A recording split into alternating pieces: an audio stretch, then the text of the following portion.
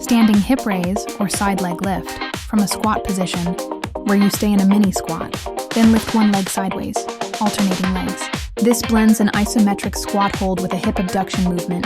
How to do it. 1. Stand with feet shoulder width apart.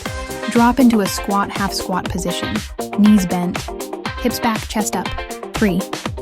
While holding the squat, lift one leg out to the side, hip abduction, as high as you can without leaning too much. 4. Return that leg to the ground, still holding the squat. 5. Immediately repeat with the other leg, alternating sides. Muscles worked. During the squat hold, isometric part.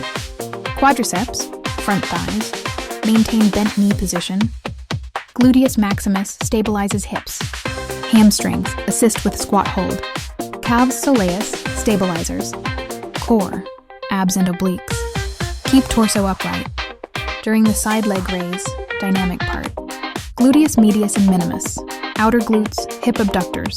Lift leg sideways. Tensor fasciae latae, TFL, assists in hip abduction. Obliques, especially opposite side. Stabilize trunk as leg lifts. Adductors, inner thighs. Work eccentrically to control lowering of leg. Training benefits.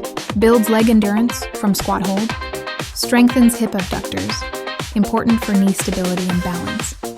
Engages core muscles dynamically for stability. Improves athletic movements, side steps, agility drills, lateral power. Please check my next video. Thanks for watching.